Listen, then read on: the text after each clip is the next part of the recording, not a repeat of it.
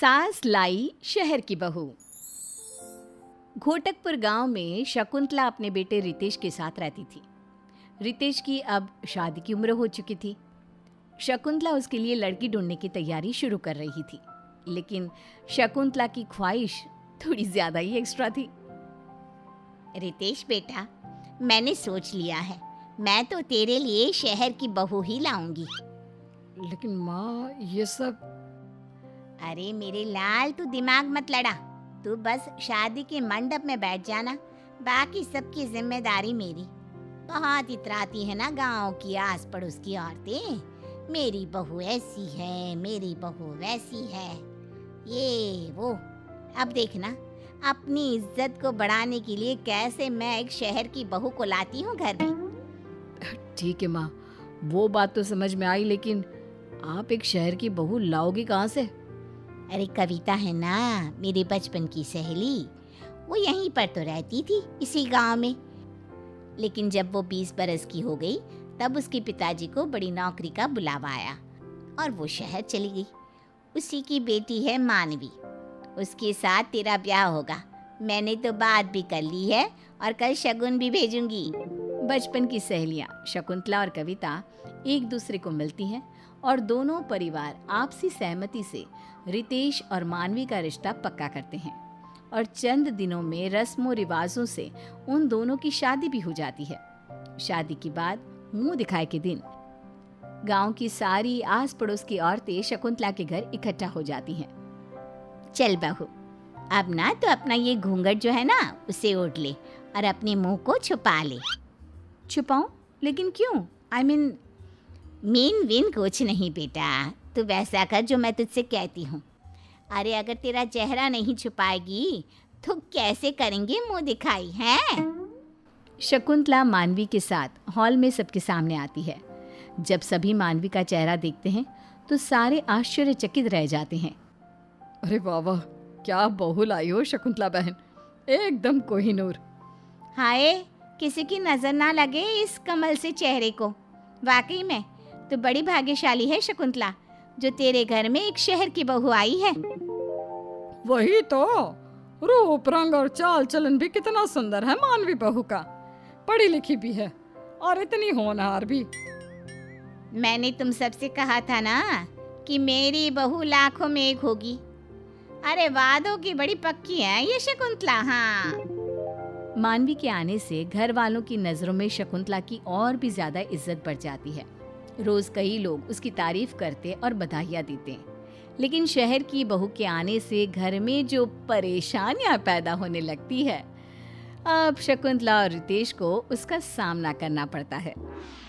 Mummy जी, ये क्या है यार? क्या है यार मतलब? मैं क्या तेरी यार हूँ क्या? है तमीज वमीज कुछ सिखाई नहीं क्या कविता ने तुझे? आई डोंट नो, आप मॉम को ही फोन करके पूछ लो ना। और वैसे भी आई डोंट थिंक कि मुझे तमीज नाम का कोई सब्जेक्ट था। ओफो, अरे तमीज मतलब मैनर्स, वैल्यूज। ओह अच्छा, ऐसी बात है क्या? खैर ये सब छोड़िए। देखिए, मुझे ना अब कुछ अच्छा नहीं लग रहा है।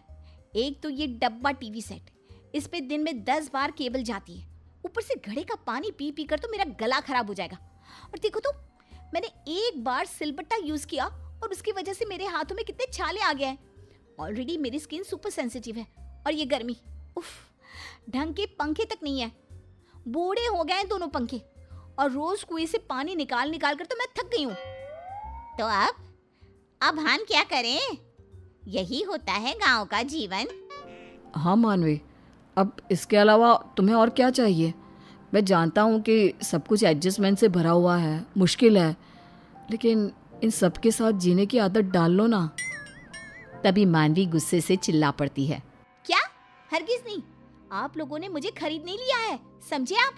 देखो रितेश और मम्मी जी, आप भी, मुझे घर का रेनोवेशन करना है। इस ईंट पत्थर के घर को संगे मरमर का शीश महल बनाना है।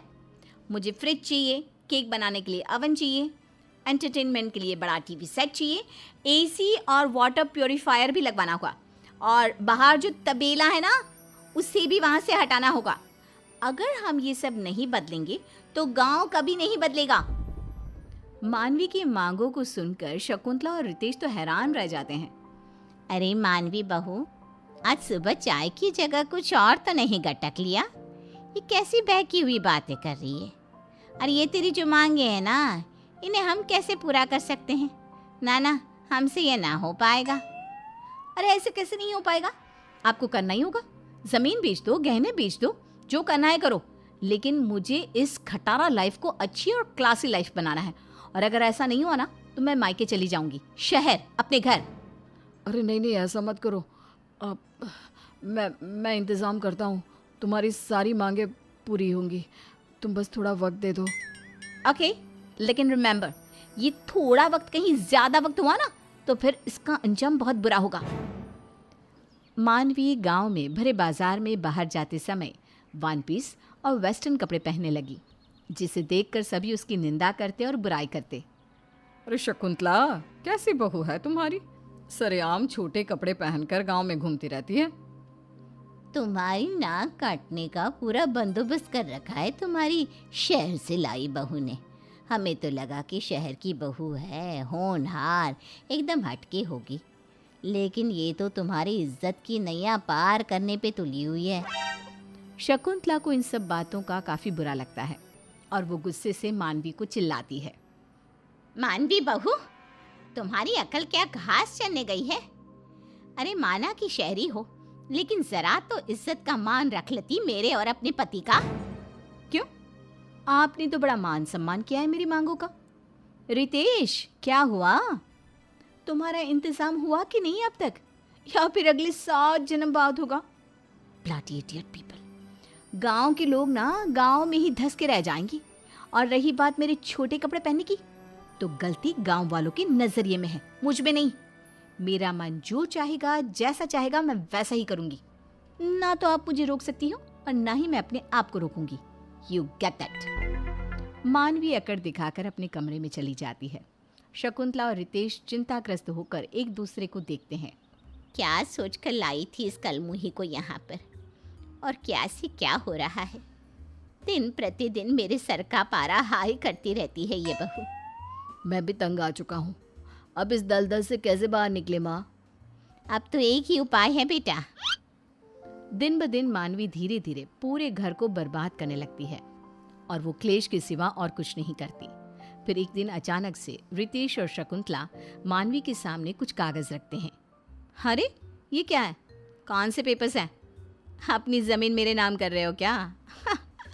I knew. आप लोग हो भले ही गांव के, लेकिन पैसा तो जम के भरा पड़ा है आप लोगों की तिजोरी में। वेल, अपनी प्रॉपर्टी मेरे नाम करने के लिए thank you so much Ritesh and mummy ji. अरे बैल बुद्धि, जरा कागजों को हाथ में उठाकर तो देख, खड़े खड़े ही ख्याली पुलाव पका रही है। जब मानवी उन कागजों को अपने हाथ में उठाती है तब वो देखती है कि वो तो तलाक के कागजात हैं। ये क्या? रितेश, तुम मुझे तलाक दे रहे हो? हाँ मानवी, मुझे तुम्हारे साथ और नहीं रहना। तुम माँ की सहेली की बेटी थी। अरे ज़रा तो मान मर्यादा का पालन कर लेती। शहर की बहू हो तो क्या हो गया, शहरी अंदाज में ही गांव की दुनिया को अपना बसेरा बना लेती। लेकिन नहीं, तुमने वैसा नहीं किया। उल्टा तुम तो हमारी ज़मीन के पीछे और अपने स्टैंडर्ड ऑफ लिविंग के बलबूते हमें ब्लैकमेल करने लगी।